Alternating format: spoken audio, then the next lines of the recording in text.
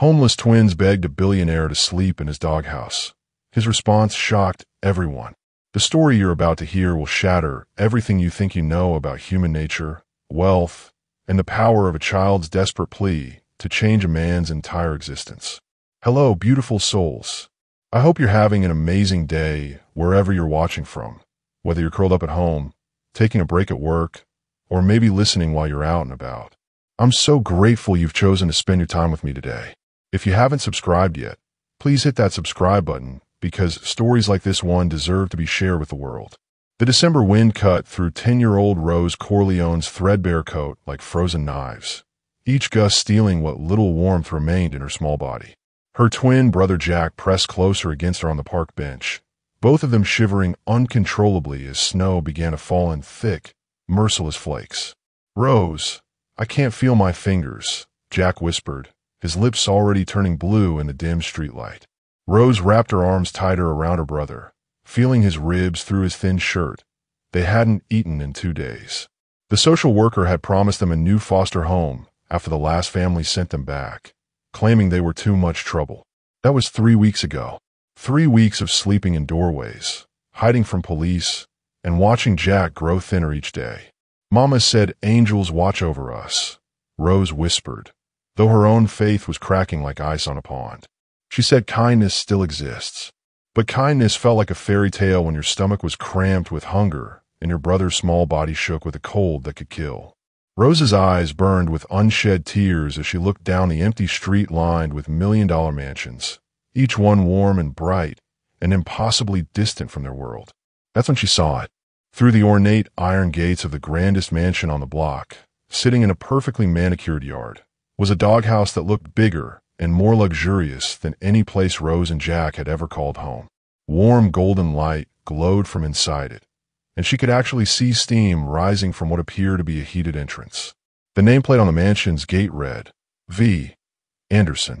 Even through her hunger and exhaustion, Rose recognized that name. Vincent Anderson, the billionaire who'd been on every news channel for the past month, defending his company's decision to close down homeless shelters to build more luxury condos. The man reporters called heartless and ruthlessly ambitious. The man who'd said on national television that people choose their circumstances. Jack's breathing grew labored beside her, small puffs of white vapor growing weaker with each exhale. Rose made a decision that would either save them both or get them arrested. "Jack," she whispered, helping her brother to his feet. "We're going to ask that man if we can sleep in his doghouse."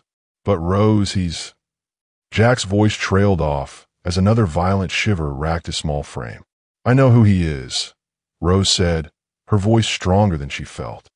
"But Mama always said the coldest hearts sometimes just need the right words to thaw." As they approached the towering gates, Rose's hands trembled, not just from cold, but from the terrifying knowledge that this moment would either be their salvation or their final, desperate mistake. She pressed the golden intercom button. But what Vincent Anderson was about to do next would shock not just Rose and Jack, but everyone who thought they knew exactly what kind of man he really was. How do you think this powerful encounter will unfold? Have you ever witnessed a moment that completely changed your perspective on someone? Share your thoughts in the comments below. I read every single one.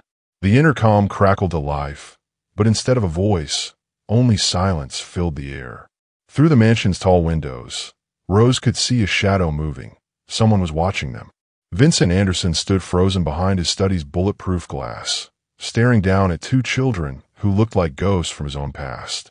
The boy's hollow cheeks and desperate eyes hit him like a physical blow, dragging him back 35 years to when he was the one standing outside gates, begging for scraps. His hand trembled as he reached for the intercom button. "Send them away," his logical mind screamed. Asterisk, you have a board meeting in the morning. You have investors to satisfy. You have a reputation to maintain.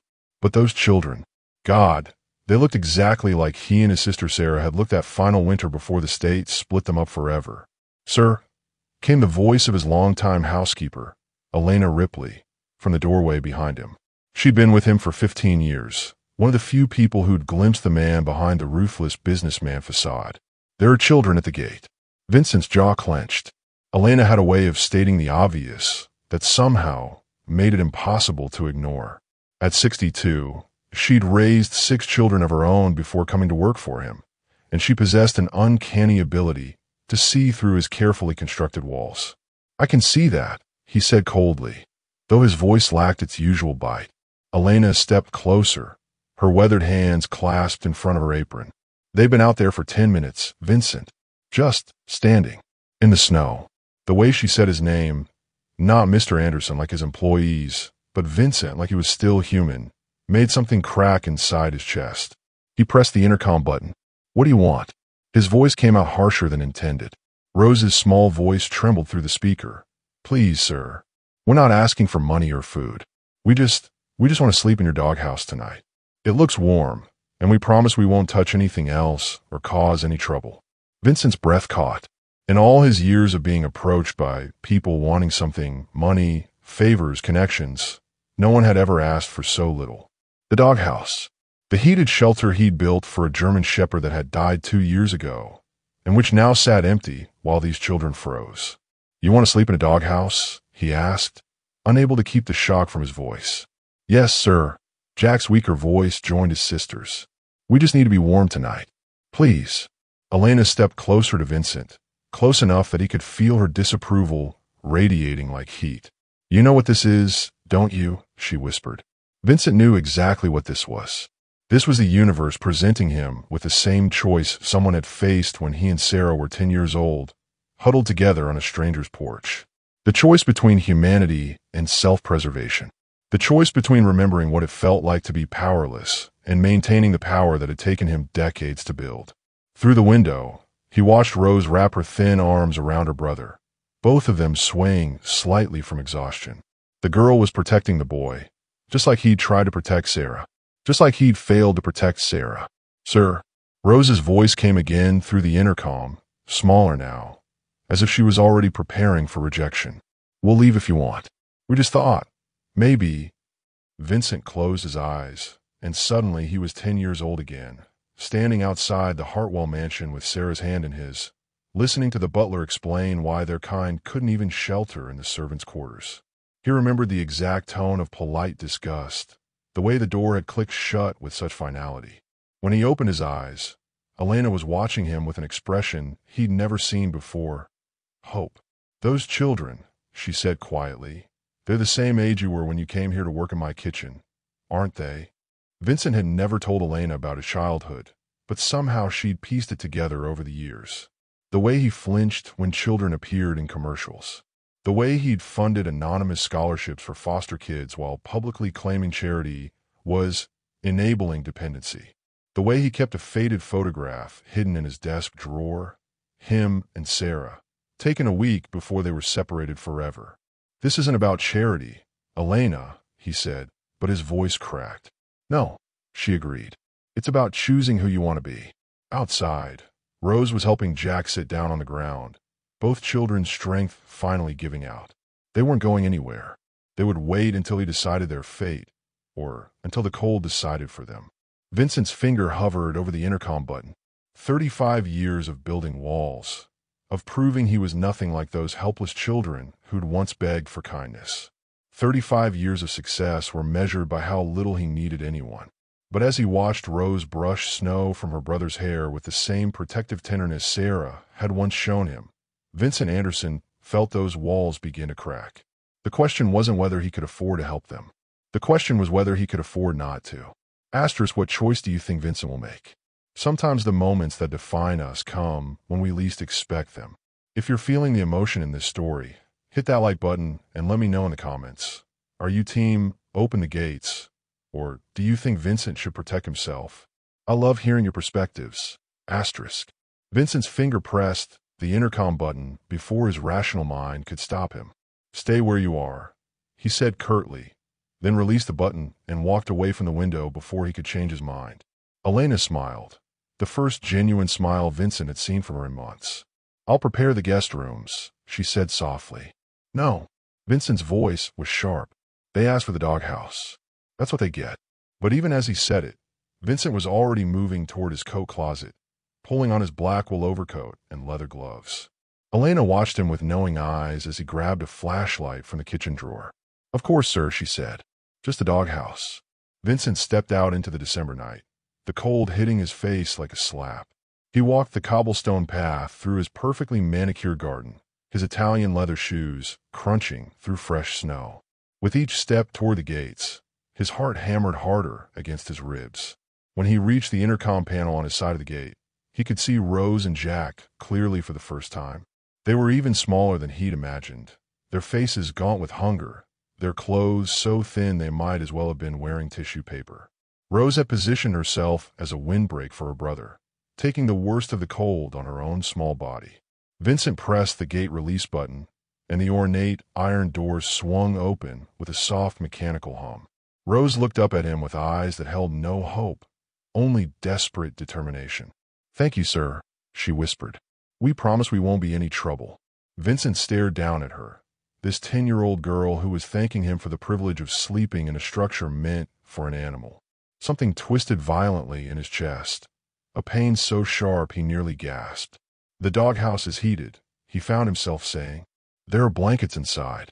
"Thank you," Jack whispered, trying to stand but swaying dangerously. Vincent caught the boy's arm before he could fall, and the moment his hand touched the child's thin shoulder, everything changed. Jack's skin was ice cold through his threadbare shirt, but worse than that was the way the boy looked up at him, with the exact same expression Sarah had worn during their last night together. That mixture of gratitude and terror, hope and resignation. "Jesus," Vincent breathed, the word escaping before he could stop it. "Sir?" Rose asked, alarmed by the sudden change in his expression. Vincent knelt down in the snow, bringing himself to the children's eye level. Up close, he could see that Rose had the same stubborn chin Sarah had possessed, the same fierce intelligence burning behind exhausted eyes. Jack had Vincent's own dark hair and the sharp cheekbones that marked them as siblings. "What are your names?" Vincent asked, his voice gentler than it had been in years. "I'm Rose Corleone, and this is my twin brother Jack," Rose said, her chin lifting with pride despite their circumstances. "We're not beggars, sir. We just need somewhere warm tonight." Vincent's hands began to shake, and not from the cold. Corleone, the same last name as the foster family who'd taken him and Sarah in for 3 days before deciding they were too much work. The family who'd kept Sarah but sent Vincent back to the state facility, claiming they only had room for one. It couldn't be a coincidence. Where were you before this?" Vincent asked carefully. "The Corleone foster home," Jack whispered. "But Mrs. Corleone said we reminded her of some kids she couldn't handle years ago. She said we had the same troublemaker energy, and sent us back." The world tilted sideways. Vincent gripped the wrought iron fence to steady himself as 35-year-old memories crashed over him like a tsunami. Mrs. Corleone, screaming at him that he was ungrateful and damaged goods. Sarah crying as they dragged Vincent away, promising she'd find him someday. The social worker explaining that it would be easier for everyone if the twins were separated. Sarah. God, what had happened to Sarah? Vincent looked at Rose with new eyes, seeing not just a homeless child, but an echo of his sister's fierce protectiveness. Jack's quiet strength reminded him painfully of his own desperate attempts to be brave for Sarah's sake. "Sir," Rose asked, reaching out to touch his arm. "Are you all right?" The simple gesture of concern from a child who had every reason to think only of herself shattered the last of Vincent's defenses. "The doghouse," he said, his voice hoarse. It's not good enough." Rose's face fell. "Please, sir, we'll take anything. We just need—" "No," Vincent interrupted, standing up and looking down at these 2 children who'd somehow found their way to his door carrying the same last name that had destroyed his family. "You misunderstand." He turned toward his mansion, its warm windows glowing like beacons in the snow. "You're not sleeping in the doghouse," Vincent said, his decision crystallizing with each word. "You're coming inside." Rose's eyes widened in shock. "Inside? But sir, we're just—" "You're coming inside," Vincent repeated, his voice stronger now. "Tonight, and for as long as you need." As he led them up the winding path toward his front door, Vincent realized this moment would divide his life into 2 parts. Everything that came before he met Rose and Jack Corleone, and everything that came after. He had no idea that his decision to open his door was about to unlock secrets that would transform not just their lives, but reveal a connection that would change everything he thought he knew about family, loss, and the power of second chances. Behind them, the doghouse sat empty and forgotten, its warm light no longer needed. Some gifts, Vincent was beginning to understand, were too precious for anything less than everything you had to give. The real surprises haven't even started yet. Can you feel the emotional intensity building? If this story is hitting you in the heart, don't forget to subscribe, and let me know in the comments what you think Vincent's connection to the Corleone name means. Trust me, you're not ready for what comes next. Elena Ripley stood at the mansion's front entrance, holding the massive oak door open as Vincent approached with the two children. Her eyes widened as she took in their condition, the hollow cheeks, the way they leaned on each other for support, the obvious signs of prolonged hunger and exposure. "Sweet Mary," she whispered under her breath, immediately stepping aside. "Come in, children. Quickly now." The warmth hit Rose and Jack like a physical embrace as they stepped into the marble foyer. Both children stopped just inside the doorway, afraid to move further into the pristine space with their dirty clothes and snow-dampened shoes. Vincent watched them hesitate and felt another painful twist in his chest. He remembered that exact feeling, the terror of contaminating something beautiful with your own brokenness. "Elena," he said quietly, "could you prepare some food? Something warm." "Already on it," Elena replied, bustling toward the kitchen. "Soup's heating, and I've got fresh bread in the oven." As Elena disappeared down the hallway, an awkward silence fell over the foyer. Vincent stood there in his expensive coat, looking down at two children who seemed afraid to breathe too loudly in his space. "You can sit down," he said, gesturing toward the plush seating area visible through an archway. Rose shook her head. "We don't want to get your furniture dirty, sir."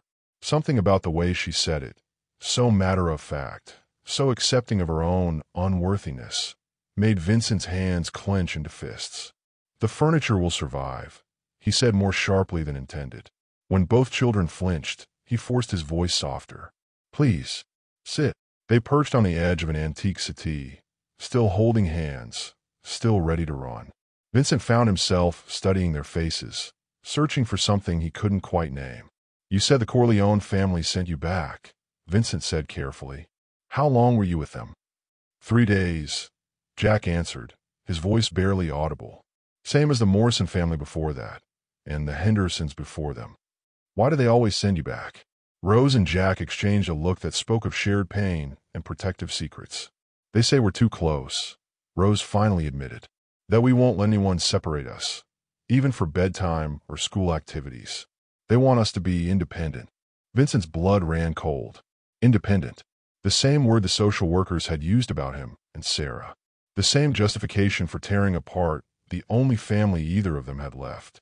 And before the foster system. Vincent pressed, though he wasn't sure he wanted to hear the answer. "Our mama died 6 months ago," Jack whispered. "Cancer. She used to clean offices downtown, but when she got sick..." "There was no one else," Rose finished. "No other family. Mama said our daddy left before we were born, and her parents died when she was young." Vincent turned away, walking toward the window that overlooked his snow-covered garden. His reflection stared back at him, 55 years old, silver threading through his dark hair, wearing a suit that cost more than most families made in a month. But in the glass, he could also see the ghosts of 2 10-year-old children standing behind iron gates, and a sister whose last words to him had been, "I'll find you somehow, Vinny. I promise." "What was your mother's name?" Vincent asked, his voice barely steady. "Sarah Corleone," Rose said with obvious pride. She was the strongest person in the world.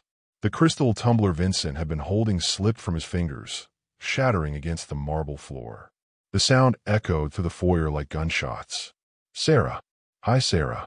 His twin sister, who'd kept the same last name as their foster family all these years. Sarah, who'd promised to find him and had been looking in all the wrong places while he'd hidden behind wealth and a new identity. Sarah, who'd died alone and sick while he lived in luxury, just miles away. Vincent's knees nearly buckled as the truth crashed over him. These weren't just random, homeless children who'd stumbled onto his property. They were his blood, his nephew and niece, Sarah's children. "Sir." Rose's voice seemed to come from very far away. "Are you hurt?" Vincent turned around to find both children on their feet, their faces filled with concern for him despite their own desperate situation. Just like Sarah, always thinking of others first. Vincent started, then stopped. How could he tell them? How could he explain that their mother's brother had been alive and prosperous all this time, completely unaware they existed? Elena appeared from the kitchen, took one look at Vincent's face in the broken glass, and immediately understood something momentous had occurred. "Why don't you children come help me set the table?" she suggested smoothly. "Mr. Anderson needs a moment to collect himself." As Elena led Rose and Jack away, Vincent sank into the nearest chair, his mind reeling. Sarah had children, had kept their foster family's name, had died thinking she was alone in the world while he'd been building an empire just miles away. He pulled out his phone with shaking hands and dialed his head of security. "Thompson, I need you to pull everything you can find on a Sarah Corleone. Death certificate, medical records, employment history, everything. I need it tonight." "Sir, it's past midnight." "Tonight, Thompson." As Vincent hung up, he heard the sound of children's laughter drifting from the kitchen, the first genuine laughter his house had heard in decades. Elena's warm voice mixed with Rose's careful politeness and Jack's quiet observations. The family he lost 35 years ago had found their way back to him, but they were broken now, just as he was broken. The question wasn't whether he could afford to help them. The question was whether he could afford to tell them the truth about who he really was and risk losing them all over again. Outside, snow continued to fall, but inside Vincent Anderson's mansion, the careful walls he'd built around his heart were crumbling with each passing moment. And in the kitchen, two children who carried his sister's eyes and his stubborn chin were slowly beginning to believe that maybe, just maybe, kindness still existed in the world. The hardest part was yet to come. This is getting intense, isn't it? The connections are deeper than anyone could have imagined.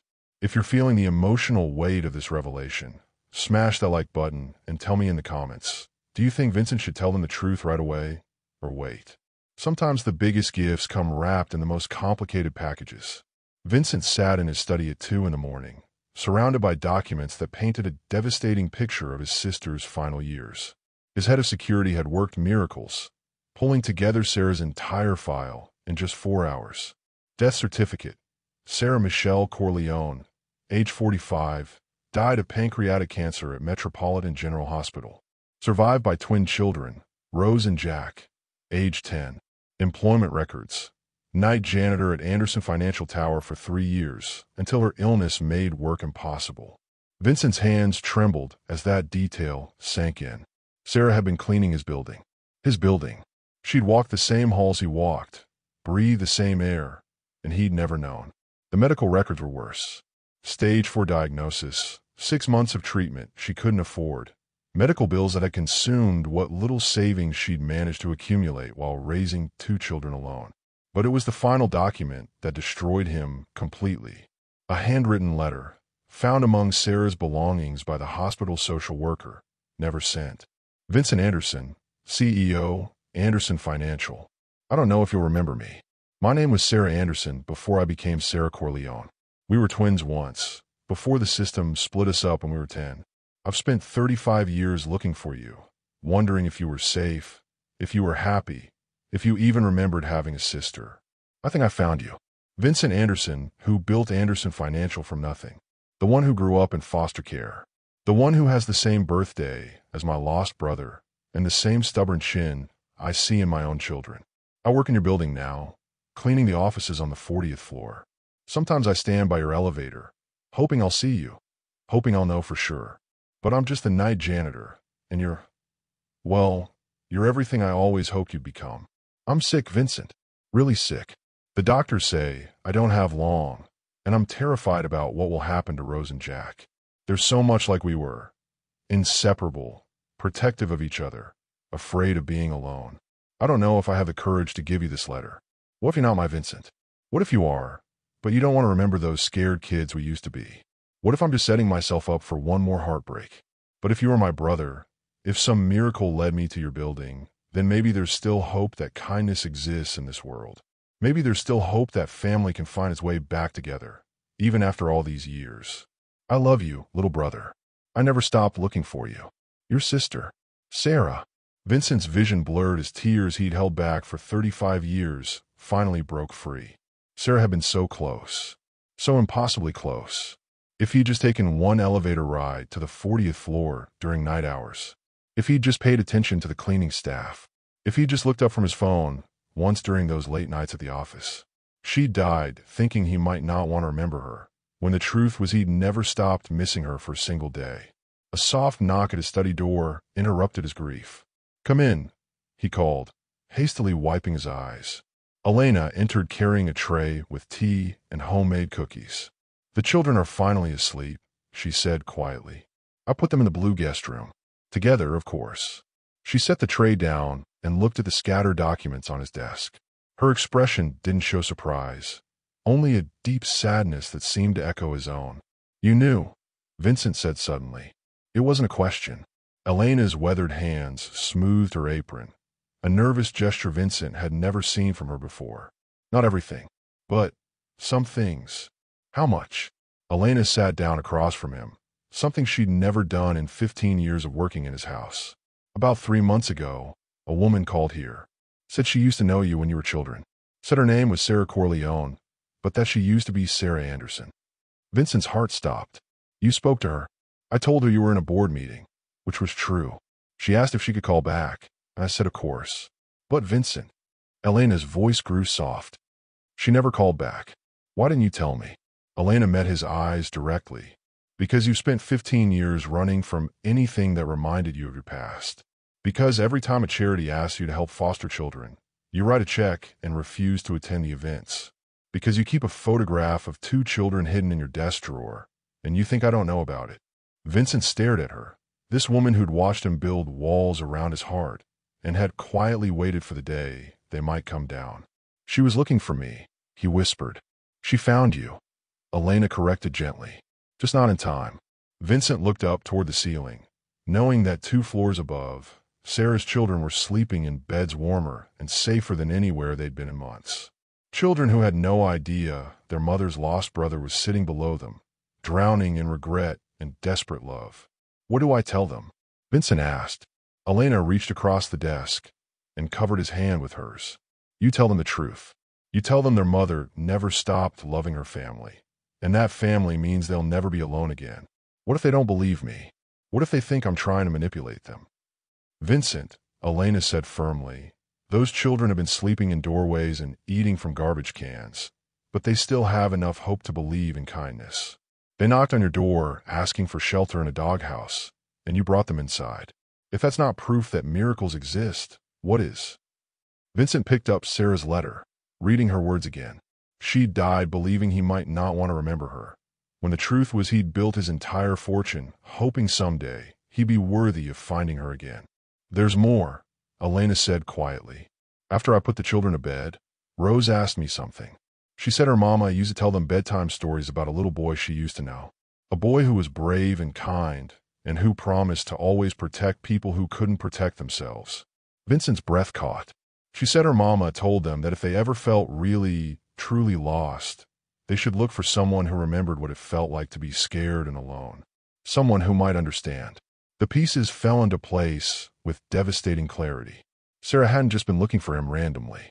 She'd been preparing her children to find him, teaching them to recognize kindness beneath surface coldness, giving them the tools to save themselves by saving him. Vincent stood up, his decision crystallizing with each heartbeat. "Elena, yes. Tomorrow, when they wake up, I'm going to tell them everything. I'm going to tell them about their mother, about her childhood, about how long I've been looking for her too." Elena smiled.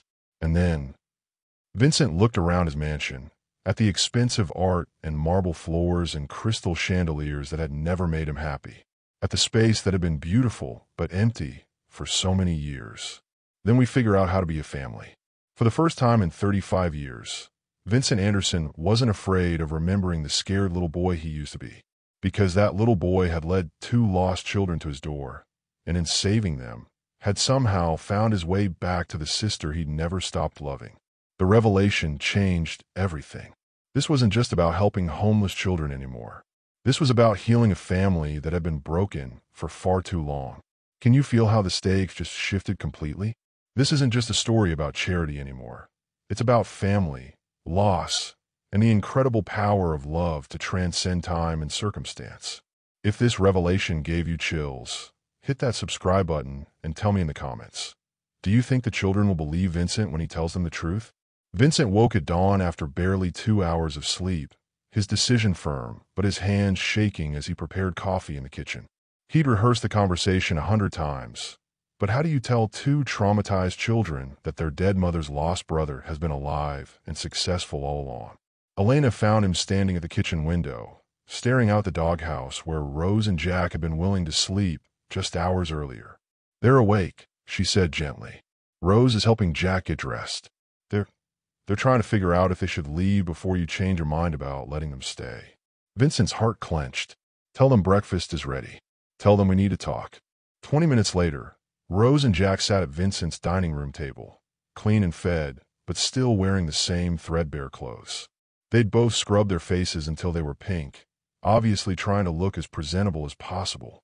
"Sir," Rose began carefully, "we want to thank you for last night. We know we can't stay forever, but if you could maybe help us find—" "Stop," Vincent said, his voice gentler than the word suggested. "There's something I need to tell you both. About your mother. About your family." Both children went very still. Vincent pulled out Sarah's photograph from his wallet, the one he carried for 35 years. Two 10-year-old children with dark hair and determined eyes, arms wrapped around each other. "Your mother's name wasn't always Sarah Corleone," Vincent said slowly. "Before the foster system, before everything that happened to her, her name was Sarah Anderson." Rose frowned. "Anderson? Like your name?" "Exactly like my name."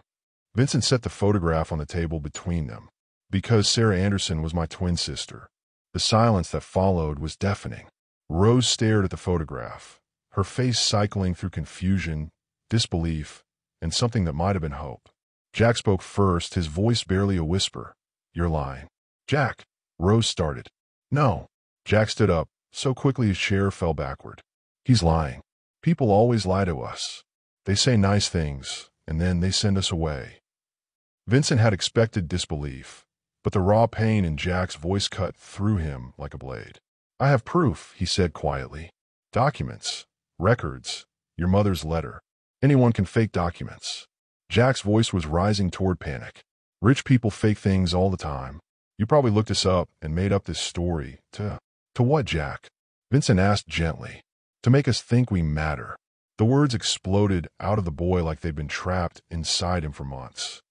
"To make us think someone actually wants us instead of just feeling sorry for us." Rose was studying the photograph, her finger tracing the edge. "These kids," she said slowly, "they look like us." "They are us," Vincent said. "Your mother and I, taken 1 week before we were separated. She was 10 minutes older and never let me forget it." But Jack was shaking his head violently. "Mama would have told us. If she had a brother, if she had family, she would have told us." Vincent's throat tightened. "She tried to find me, Jack. She worked in my building for 3 years, looking for me. She wrote me a letter, but never sent it because she was afraid I wouldn't remember her." He pulled out Sarah's handwritten letter, placing it on the table. Rose reached for it immediately, but Jack knocked it away. "Stop it," Jack shouted. "Just stop lying to us." That's when Vincent's phone rang. The caller ID showed Metropolitan Child Services. Vincent's blood turned to ice as he answered. "Mr. Anderson, this is Patricia Walsh from Child Protective Services. We received a report that you're currently housing 2 minor children without proper authorization." Vincent's eyes shot to Rose and Jack. Rose had gone pale, while Jack looked triumphant in his terror. "See," Jack whispered. "I told you. They always send us back." "Mr. Anderson," the social worker continued, "we need to schedule an immediate home visit to assess the situation. These children are wards of the state, and there are proper procedures." "I understand," Vincent said, his mind racing. "When? We'll be there within the hour. Please have Rose and Jack ready for transport back to temporary housing while we process your request for emergency foster placement." The call ended, and Vincent set his phone down with hands that had started shaking again. "An hour," he said quietly. Jack's face crumpled. "They're coming to get us." "No," Vincent said firmly. "I won't let that happen." "You can't stop them," Rose said, her voice hollow with familiar defeat. "Nobody can stop them. They have papers and laws and rules, and we're just kids who don't belong anywhere." Vincent knelt down in front of their chairs, bringing himself to their eye level. Listen to me. Both of you. I know you don't trust me yet. I know this sounds impossible, but I am your uncle. Sarah Anderson was my sister, and I loved her more than anything in the world. Then why didn't you find her? Rose asked, tears streaming down her face. Why didn't you save her? The question hit Vincent like a physical blow. Because I didn't know how to look for her. Because I was a coward who built walls around my heart. Because I failed her, just like I failed you both by not being there when you needed me. Jack wiped his nose on his sleeve. The social workers are coming. Yes. They'll split us up this time, Rose said matter-of-factly. They always do when placements fail. They say it's easier to place one kid than two. Vincent's vision went red around the edges. Over my dead body. You can't stop them, Jack repeated. You're just one person, and they're the government. Vincent stood up, his jaw set with determination he hadn't felt in decades. Jack, Rose, I need you to listen to me very carefully. In 50 minutes, people are going to come here who want to separate you. They're going to tell you it's for your own good. They're going to promise you nice families and fresh starts. Both children nodded, their faces resigned. But here's what they won't tell you, Vincent continued. I have more money than God, the best lawyers in the country, and 35 years of rage about what this system did to me and your mother. And I will burn it all down before I let them take you away from each other. For the first time since the phone call, Rose looked up with something like hope in her eyes. You'd really fight for us, she whispered. Vincent reached out and took both children's hands in his. Their fingers were still too thin, still cold despite the warm house. Your mother promised me once that we'd always protect each other, he said. I broke that promise when we were kids. I won't break it again. Outside, the sound of car doors slamming announced that their time was up. Through the window, Vincent could see two social workers and a police officer walking up his front path. The system that had destroyed his family was coming for Sarah's children, and Vincent Anderson was about to discover whether love and money combined could be stronger than bureaucracy and broken promises. The fight for his newfound family was about to begin. The tension is at its breaking point. Can you feel your heart pounding? This is where everything hangs in the balance. Will Vincent's wealth and determination be enough to keep the family together? Or will the system tear them apart just like it did 35 years ago? Drop a comment and let me know. Do you think Vincent can win this fight? The doorbell rang with the authority of bureaucracy, but Vincent didn't move toward it. Instead, he turned to Rose and Jack, who were huddled together on the dining room chairs like they were preparing for execution. Elena, Vincent called, his voice steady despite the storm building inside him. Please show our guests to the living room. Tell them I'll be with them in a moment. You're not answering the door? Rose asked, confusion replacing some of her fear. Not until I make something very clear to both of you, Vincent said, kneeling down again. What happens in the next hour isn't going to be decided by those people out there. It's going to be decided by you. Jack frowned. What do you mean? I mean you have a choice. You can let them take you back into the system, keep you separated, bounce you between families who don't understand what you've been through. Or, Vincent paused, pulling out his phone and showing them a contact he'd already dialed. Reynolds, Barrett and Associates, Family Law. Or you can let me fight for you. Really fight. With everything I have. From the living room, they could hear Elena's polite but firm voice. Mr. Anderson will be with you shortly. May I offer you coffee? Rose looked at the phone, then at Vincent's face. What would fighting look like? It would look like me filing for emergency custody as your next of kin. It would look like me hiring the best family lawyers in the state. It would look like me proving to a judge that you belong with family, not in the system. But we don't even know if you're really our uncle, Jack said, though his voice held less conviction than before. Vincent's phone buzzed with a text. He glanced at it and smiled for the first time all morning. Actually, we do now. He turned the phone screen toward them. DNA test results. I had my lab run samples from the clothes you wore yesterday against my DNA. 99.7% match for uncle and nieces/nephews. Rose's eyes widened. You can do that. Money opens doors, sweetheart. But more importantly, Vincent pulled out another document. This morning I also received your mother's complete medical records, including the DNA test she had done last year when she got sick. He spread the papers on the table. She was trying to find any family members who might be able to help with her medical costs or take care of you if something happened to her. The lab kept the results on file. Jack leaned forward despite himself. What did it say? It said she had a twin brother named Vincent Anderson age 45, last known address listed as foster care system, whereabouts unknown. Vincent's voice broke slightly. She was looking for me right up until the end, Jack. She never gave up. The sound of impatient voices drifted from the living room. Elena's responses were getting more strained. I need an answer, Vincent said urgently. Do you trust me enough to let me fight for you? Because the moment I walk into that room and tell them I'm filing for custody, everything changes. There's no going back. Rose and Jack looked at each other with that twin communication Vincent remembered so well from his childhood with Sarah. An entire conversation passed between them in seconds.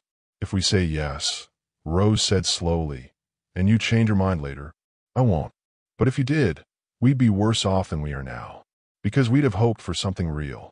Vincent felt the weight of 35 years of grief and regret settle on his shoulders. Rose, I failed your mother by not finding her. I failed her by not being there when she needed me. I will not fail her children. I will not fail you. Jack studied Vincent's face for a long moment. Mama used to say that sometimes the most important promises are the ones that scare you to make. She was right. Another long look passed between the twins. Finally, Rose nodded. Okay, she whispered. Fight for us. Vincent stood up, and for the first time in decades, he felt like the scared 10-year-old boy who had once promised his sister they'd always protect each other. Except this time, he had the resources to keep that promise. He walked into the living room, where Patricia Walsh, another social worker named David Torres, and Officer Manning were waiting with barely concealed impatience. Mr. Anderson, Patricia began, we appreciate your concern for these children, but there are proper procedures. Patricia, Vincent interrupted smoothly, pulling out his phone. I'm going to save us all some time. He dialed a number and put the call on speaker. Reynolds, Barrett & Associates. This is James Reynolds. James, it's Vincent Anderson. I need you to file emergency custody papers immediately. I'm claiming guardianship of my deceased sister's children as their next of kin. The silence in the room was deafening. Vincent, James's voice came through the speaker. Are you certain about the family connection? DNA confirmed. I'm emailing you the documentation now. Patricia Walsh looked like she'd been slapped. Mr. Anderson, you can't just... James, Vincent continued. How quickly can you get in front of a judge? For you? Give me 2 hours. Make it 1. These children are not leaving my house. Officer Manning stepped forward. Sir, we have a court order. To collect abandoned children with no known family, Vincent said calmly. I'm their family. I'm their blood uncle, and I'm filing for legal custody right now. David Torres pulled out his own phone. I need to call this into my supervisor.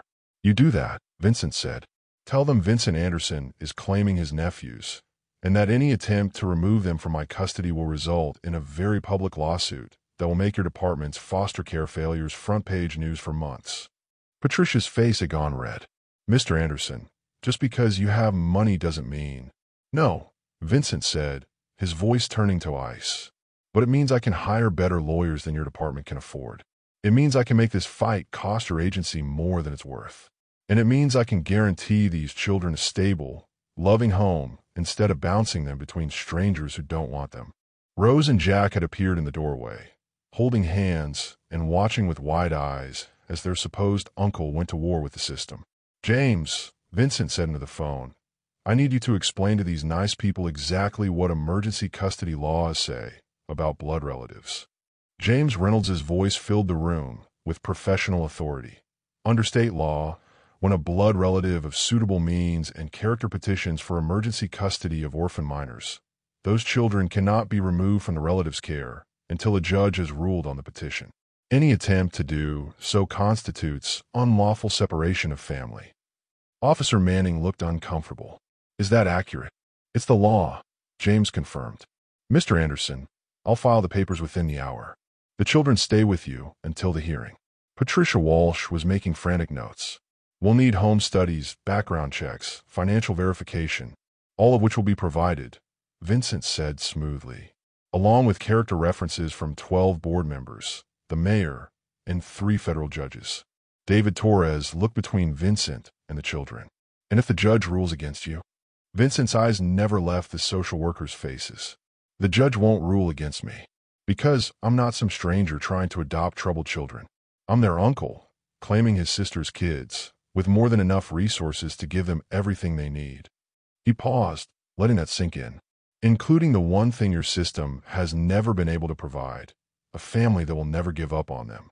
For the first time since the social workers had arrived, Rose spoke up. We want to stay with our uncle. Jack nodded firmly. We want to stay with family. The power dynamic in the room shifted completely. These were no longer abandoned children being processed by the system. These were family members choosing each other. Patricia Walsh closed her folder with obvious frustration. We'll be back for home study. You're welcome anytime, Vincent said pleasantly. Elena makes excellent coffee. As the social workers filed out, Officer Manning lingered for a moment. Mr. Anderson, for what it's worth, I've seen a lot of kids go through the system. These two are lucky to have found you. After they left, the house fell silent except for the ticking of the grandfather clock in the hallway. Rose and Jack stood in the doorway, looking at Vincent with something that might have been awe. Is it over? Jack asked quietly. The hard part's just beginning, Vincent admitted. But we're going to face it together. As a family. For the first time since their mother died, Rose and Jack smiled like they believed in tomorrow. The turning point had been reached. Now came the fight to make it permanent. Can you feel the power shift? Vincent just went from wealthy stranger to fierce family protector in the span of one conversation. The way he used his resources and determination to protect Rose and Jack. That's what real family does. If you're feeling the emotion building, make sure you're subscribed because the final showdown is going to be incredible. 2 weeks later, Vincent stood in the hallway outside family court, adjusting his tie for the third time in 5 minutes. Rose and Jack sat on the wooden bench beside him, both wearing new clothes that actually fit. Rose in a navy blue dress she'd picked out herself, Jack in khakis and a sweater that brought out his eyes. Are you nervous?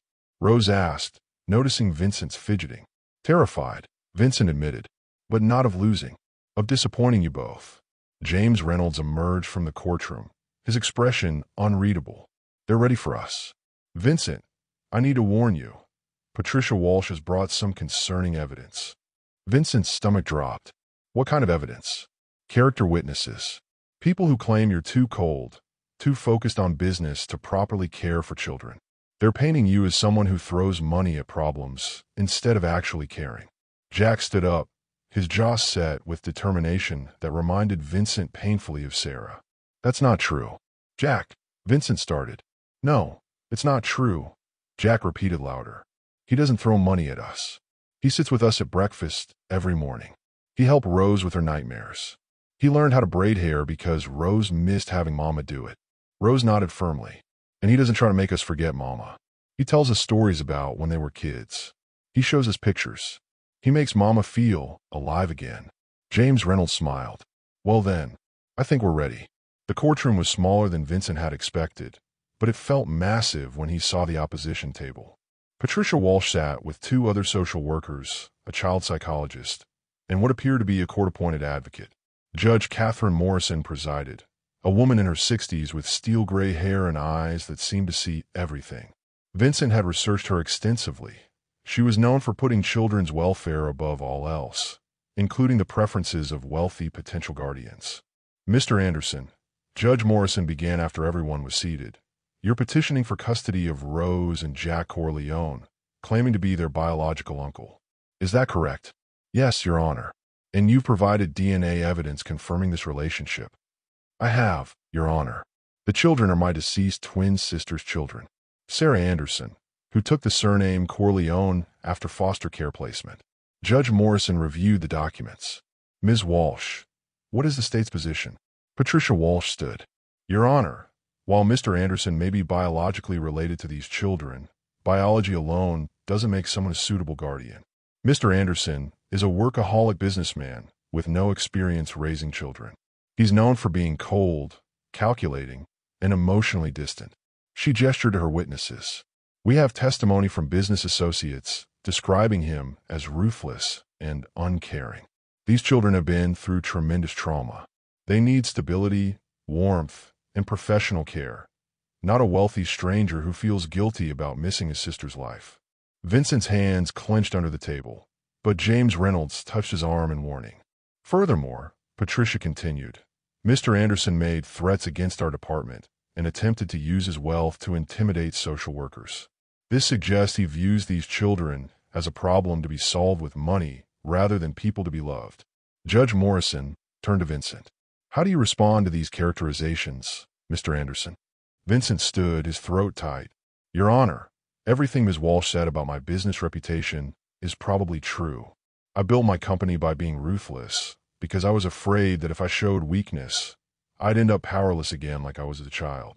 Murmurs rippled through the courtroom. But these children, they've changed me. They've reminded me of who I was before the system broke my family apart. They've reminded me what love looks like. He turned toward Rose and Jack. I can't promise I'll be a perfect guardian. I don't know how to braid hair. Rose had to teach me. I don't know children's songs or bedtime stories. But I know what it feels like to be 10 years old and terrified that you'll be separated from the only person who loves you. Vincent's voice grew stronger. I know what it's like to spend 35 years wondering if the person you love most in the world is safe, or happy, or even alive.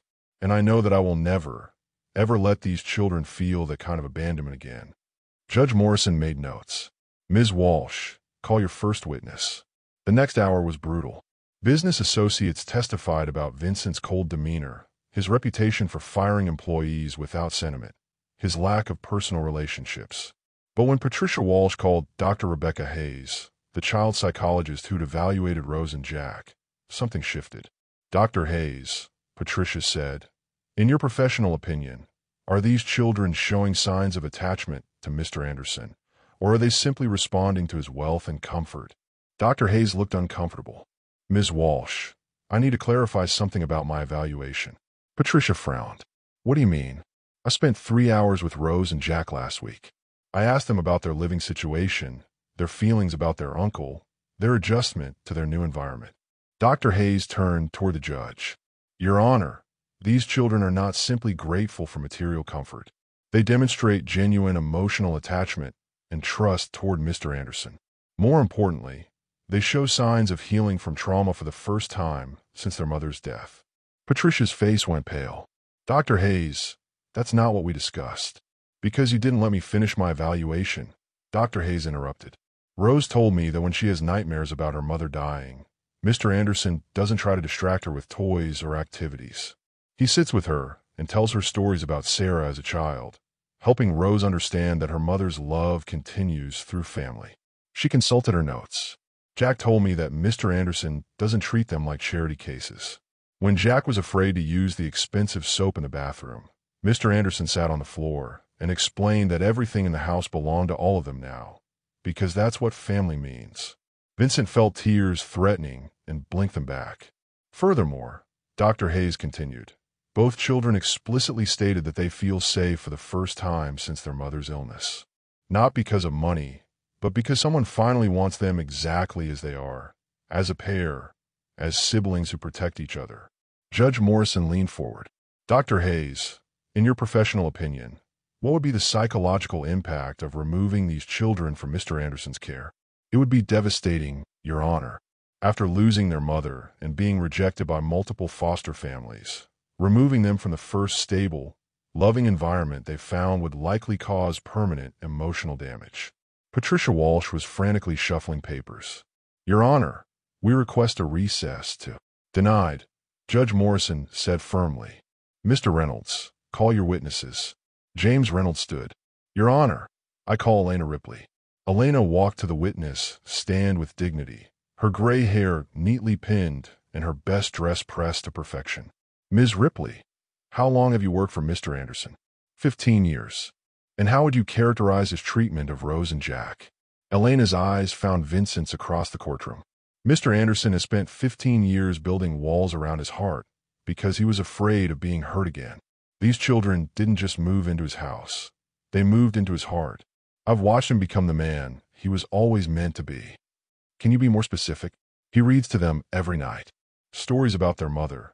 Stories about the adventures he and Sarah imagined having when they were children. He's learning to cook because he wants to make the birthday cakes himself. He bought a piano because Rose mentioned loving music. Elena's voice grew stronger. But most importantly, he's not trying to replace their mother. He's helping them honor her memory while building new traditions. That's not well solving a problem. That's love creating a family. James Reynolds nodded. Your Honor, I also call Rose Corleone. Vincent's breath caught. They hadn't discussed Rose testifying. Rose walked to the witness stand, looking impossibly small but determined. Judge Morrison adjusted the microphone and spoke gently. Rose, do you understand why we're here today? Yes, ma'am. People want to decide if Uncle Vincent can keep taking care of us. Uncle Vincent? That's what we call him now. Because he's not just Mr. Anderson anymore. He's family. Judge Morrison smiled slightly. Rose, are you happy living with your uncle? Yes, ma'am. But not because he's rich. Rose looked directly at Patricia Walsh. We were happy sleeping on park benches as long as we were together. Uncle Vincent didn't just give us a house. He gave us what Mama always said we'd find someday. What's that? Someone who remembers what it feels like to be us. The courtroom was completely silent. Rose, Judge Morrison asked gently, what would you like me to decide today? Rose's voice rang clear and strong. I want you to let us stay with our family. Not because we need his money, but because he needs us just as much as we need him.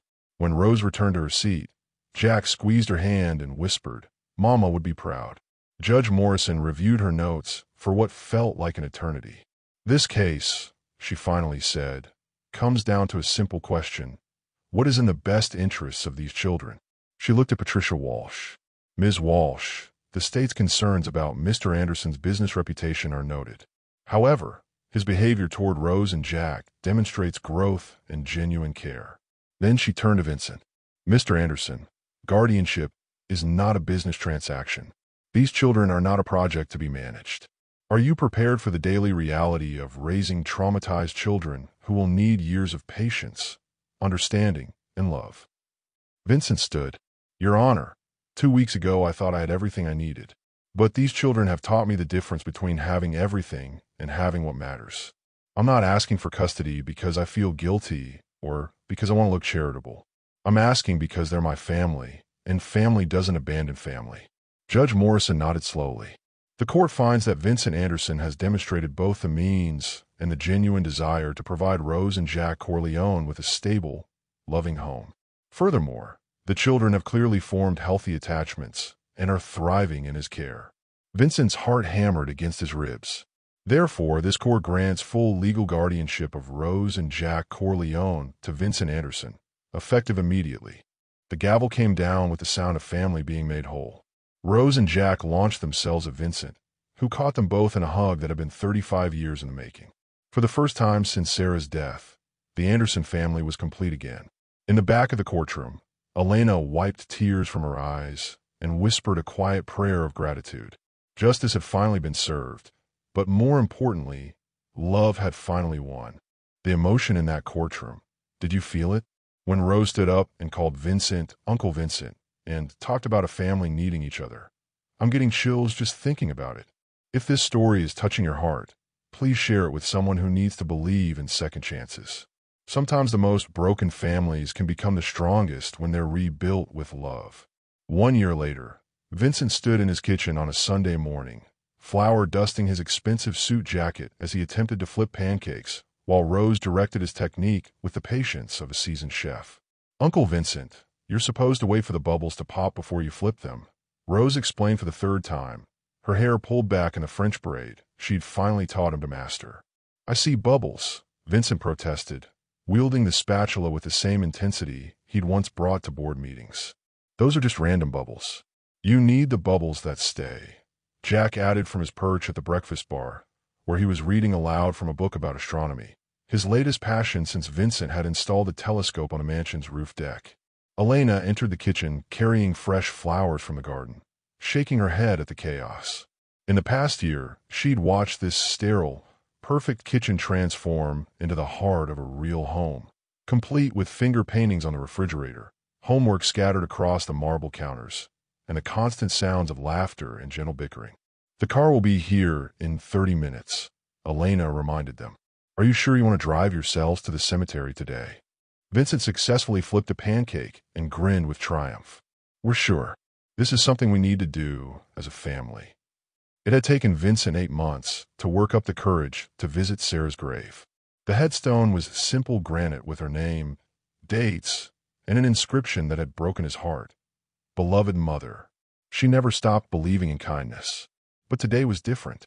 Today, they were going to tell Sarah about the life her children were building, about the uncle who'd finally learned how to be worthy of her trust.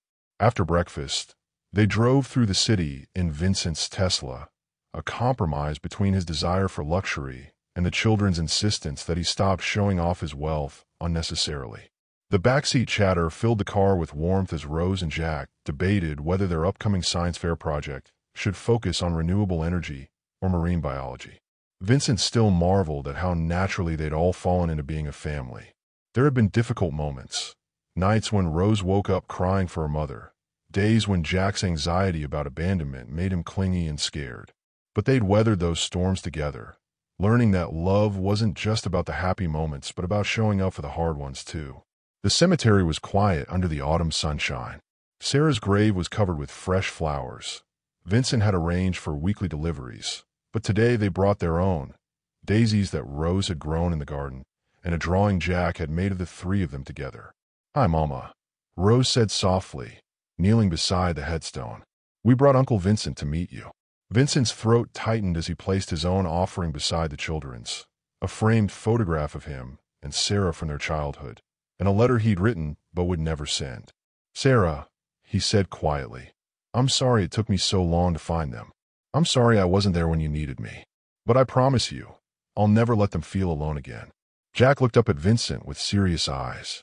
"Do you think she knows about us being together now?" Vincent considered the question with the gravity it deserved. "I think your mama always knew that love finds a way. She spent her whole life looking for family, and in the end, she made sure you'd find your way to me." They sat in comfortable silence for a while, each lost in their own thoughts. Finally, Rose stood and brushed dirt from her jeans. "Uncle Vincent, can we tell you something?" "Of course." Rose and Jack exchanged one of their twin looks. "We've been talking, and we want to ask you something important." Vincent's heart clenched. "What is it?" "We want to change our last name," Jack said, "to Anderson, like Mama's real name, like yours." Vincent felt tears threaten. "Are you sure? Corleone is the name your mother gave you." "Mama gave us that name because she didn't have any other family," Rose explained. "But now we do. Now we're Andersons again, like we were always supposed to be." The adoption papers had been finalized 6 months ago, but the children had kept the Corleone surname, and Vincent had never pressured them to change it. Hearing them ask for his name felt like the final piece of their family puzzle clicking into place. "I would be honored," Vincent said, his voice thick with emotion, "to share my name with you both." On the drive home, they stopped at Vincent's office building, the same tower where Sarah had worked as a night janitor, unknowingly cleaning the floors her brother walked on during the day. Vincent had commissioned a memorial garden on the roof, visible from his office window, with a plaque that read, "In memory of Sarah Anderson, mother, sister, believer in second chances." "Mr. Anderson," called a voice from across the lobby. Vincent turned to see Marcus Thompson, one of his junior executives, approaching with a young woman and 2 small children. "Sir, I want to thank you again for the scholarship program. This is my sister Maya and her kids. Maya just finished her nursing degree through the Anderson Foundation grant." Vincent smiled, shaking Maya's hand. The scholarship program had been Rose's idea, a way to help other families like theirs. What had started as a small initiative had grown into a multi-million-dollar foundation providing education, housing, and support services for children aging out of foster care. "Maya," Vincent said warmly, "congratulations on your graduation. What's your next step?" "I start a children's hospital next month," Maya said, her voice bright with hope. "I want to work with kids who are going through what mine went through. Make sure they know they're not forgotten." After they left, Jack tugged on Vincent's jacket. "Do you miss being scary business, Vincent?" Vincent laughed. "You know what? I don't. Turns out being Uncle Vincent is much more interesting." The Anderson Financial Building now housed not just investment offices, but also the Anderson Family Foundation, a child care center for employees, and a mentorship program connecting successful adults with children in foster care. Vincent's business hadn't suffered from his newfound humanity. It had thrived. Employees were more loyal, clients trusted him more, and investors appreciated his company's commitment to social responsibility. That evening, they sat in the living room by the fireplace, a room that had once been a sterile showcase, but now featured comfortable furniture arranged for conversation, walls covered with the children's artwork, and bookshelves filled with everything from advanced physics texts to picture books they still enjoyed reading together. Rose was curled against Vincent's side, working on her homework, while Jack sprawled on the carpet with Elena, who was teaching him to knit. The quiet domestic scene would have been unimaginable to the Vincent Anderson of 2 years ago. "Uncle Vincent," Rose said, without looking up from her math problems. Do you ever think about what would have happened if we hadn't knocked on your door that night?" Vincent considered the question. "Sometimes. But then I remember what your mama used to tell you about kindness still existing in the world. I think somehow, some way, we would have found each other eventually. Because we're family," Jack added matter-of-factly. "Because we're family," Vincent agreed. Later that night, after the children were asleep, Vincent stood in his study looking out at the garden where the heated doghouse still sat. He'd left it exactly as it was, not as a reminder of how far they'd come, but as a symbol of how small gestures can change everything. His phone buzzed with a text from James Reynolds. Saw the news about the foundation expansion. Sarah would be proud. Vincent smiled and typed back, "She is proud. I can feel it." Elena appeared in the doorway with a cup of tea. "Long day," she observed. "Good day," Vincent corrected. "The best kind of long day." Elena sat down across from him, something she'd begun doing regularly since the children arrived, treating him less like an employer and more like family. "You know," she said thoughtfully, "when I first met you 15 years ago, I used to worry that you'd forgotten how to be happy." "I had," Vincent admitted. "I thought happiness was a luxury I couldn't afford. And now?" Vincent looked toward the ceiling, where he could hear Rose's muffled voice reading Jack a bedtime story, a tradition they'd maintained from their days on the street, when stories were their only escape from harsh reality. "Now I know that happiness isn't something you achieve," Vincent said. "It's something you create, one day at a time, with the people you love." Elena nodded with satisfaction. "Sarah would approve of the man you've become." "I hope so. I'm still learning how to be the uncle they deserve." "Vincent," Elena said gently, "you're not trying to be perfect. You're just trying to be present. That's all any parent or uncle can do." As if summoned by their conversation, the sound of small feet on stairs announced that someone was awake. Rose appeared in the doorway, hair tousled and clutching the stuffed elephant Vincent had bought her on their first shopping trip together. "Uncle Vincent, I had a good dream again." The good dream was one Rose had started having about 3 months after moving in. Dreams where she, Jack, Vincent, and Sarah were all together, having picnics and celebrating birthdays and being a complete family. "Tell me about it," Vincent said, opening his arms. Rose climbed into his lap, settling against his chest like she belonged there. "We were all at the beach, building sandcastles. Mama was there, and she wasn't sick anymore. She said thank you for taking care of us, and that she's not worried anymore because we have each other." Vincent's eyes met Elena's over Rose's head. The housekeeper smiled and quietly slipped out of the room, leaving uncle and niece to their moment. "Do you think she really said that?" Rose asked.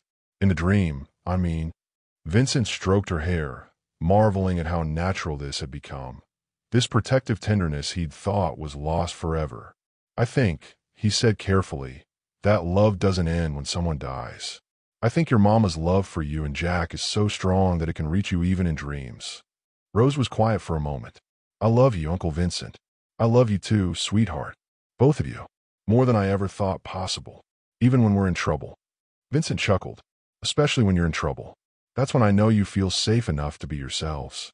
After Rose returned to bed, Vincent sat alone in his study for a few more minutes, listening to the sounds of his house, his home. The old building seemed to breathe differently now, filled with life and laughter and the gentle chaos of family. He pulled out his phone and opened a voice memo app, something he'd started doing to record thoughts he wanted to remember. "Day 427 of being Uncle Vincent," he said quietly. "Rose had the good dream again. Jack finished his astronomy project and wants to show it to the science fair judges next week. Elena made her famous chocolate chip cookies, and I only burned dinner twice this week, which is apparently progress."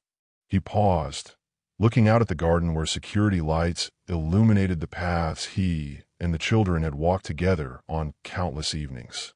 "I used to think success meant never needing anyone," he continued. "Now I know that real success means being needed by the people you love and loving them enough to never let them down." Vincent ended the recording and smiled. Tomorrow would bring new challenges, homework help, bedtime negotiations, the everyday work of raising children who were still healing from loss. But tonight, his family was safe and happy and whole.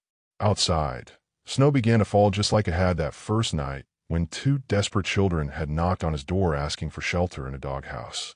But this time, the cold couldn't touch them. They were home, they were family, and they were exactly where they belonged. In the guest room upstairs, Rose and Jack Anderson slept peacefully, dreaming of beach days and birthday parties and a future bright with possibility. And in the master bedroom, their Uncle Vincent finally understood what his sister had always known, that kindness really does exist in the world, and sometimes it comes disguised as a second chance to get love right. The Anderson family was complete at last. What an incredible journey this has been.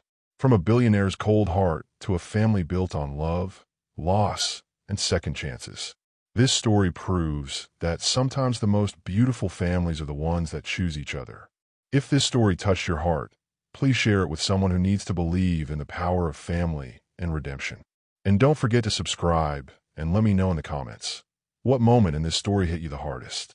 Thank you for taking this emotional journey with Vincent, Rose, and Jack. Sometimes the most powerful transformations happen when we open our hearts to love, even when we think we've forgotten how. Until next time, keep believing in second chances and the magic of family, whether born or chosen.